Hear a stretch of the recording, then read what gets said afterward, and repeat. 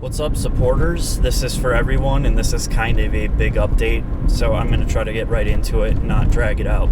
The first thing is I'm definitely getting a shop space, and this will be in July. My guess is I'll be in there sometime in the first or second week of July, and then I have to do work.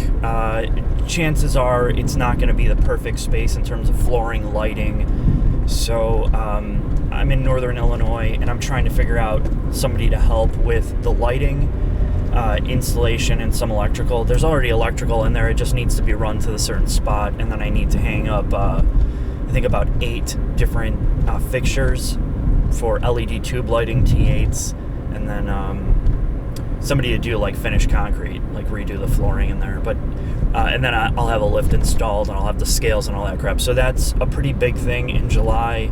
I'm not sure how long it's going to take to get all that done, but I want to get in there as fast as possible so I can start shooting and doing things. So that's the update 1. The update 2 is I'm behind on the Porsche GT4 video that Ken's given me, and it's not that I'm really behind, it's just Scott's out of town, and I can't do the in-the-shop stuff to finish it, and some of the other footage until he gets back at the end of the month. So that video is going to be out the first part of June, like probably the first week in June. But I have such limited miles on it that I have to really be careful in terms of where I'm shooting it. So that's the delay with that.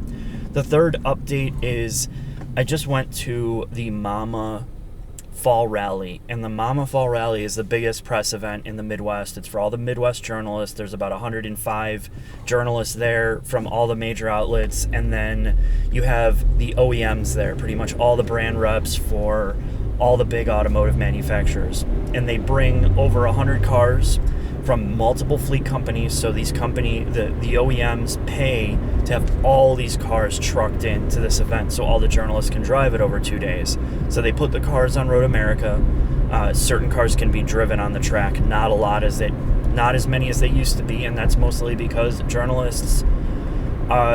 journalists are idiots and have either damaged the cars, done stupid shit, and the manufacturers at that level are already very cautious about putting their cars out there anyway, because any damage costs them money out of their budget.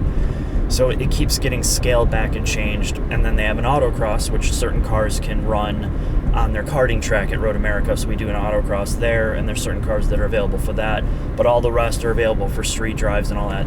So it's a big, expensive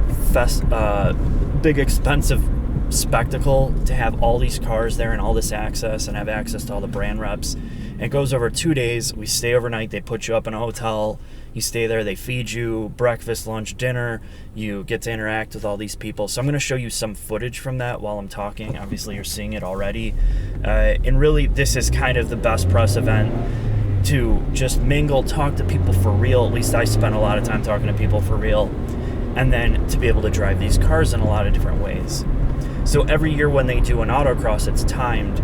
And at the end of the autocross, at the end of the whole event, they, announce who the fastest driver was out of the journalists.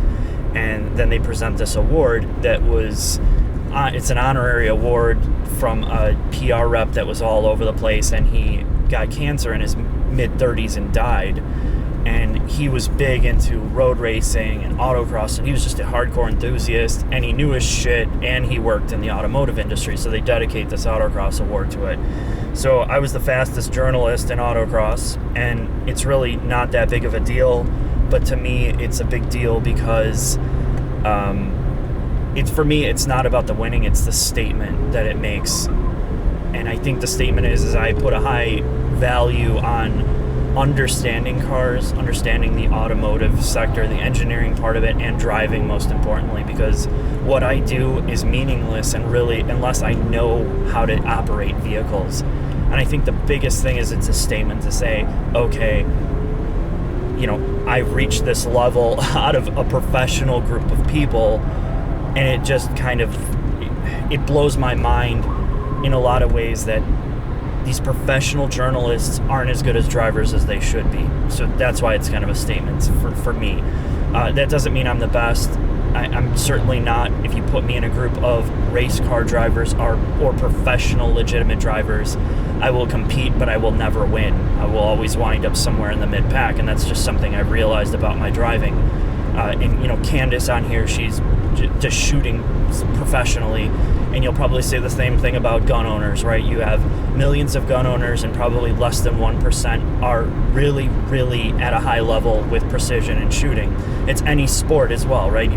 I love playing basketball, but I'm an enthusiast basketball player. I suck, but enjoy it, but I will never, ever be good. And that's fine, because I'm not playing at a professional level. With the car industry, with the automotive journalist industry, I expect these people to know what they're doing, and a lot of them don't.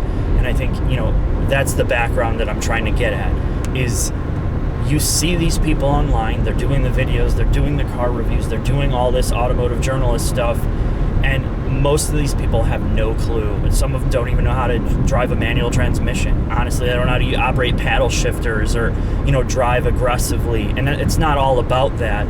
But again, it's kind of faux, and a lot of people don't realize when they're seeing stuff from these people, they may not really even know how to operate a car. So how do they know the ins and outs of like what's good or what's bad? And to me, that's super important. And I've seen enough of it now that maybe 10% of the journalists are good. They might be good writers and all that, but they're not good at driving. So I wanted to talk about that. That's a long diatribe. Last but not least with this is I got to drive the new Civic Si. I can't talk about how the driving was because it's under embargo. I signed a form that I can't talk about it. But the car's surprisingly better in a lot of ways than I anticipated. But again, really, I didn't spend a lot of time with it. But I will be doing a review on it. I don't know when I'll have it. They just started producing it, so I think a lot of people are going to be excited for that car. The journalists were crazy about it. I think there was a big level of surprise that is good on the inside, just the overall car. So we'll just see what happens with that when we really get to operate it properly. Other than that, I did a lot of filming, and that's about it. This week I'm going to be releasing a video hopefully by the weekend, and then I have an LX 570 Lexus that has a flat tire with something in it, and I can't drive it, so I don't even know what I'm going to do with that. The fleet company should be picking it up, and then it's back into more cars, and I will be scheduling more and more vehicles, and I will be posting up the schedule as well.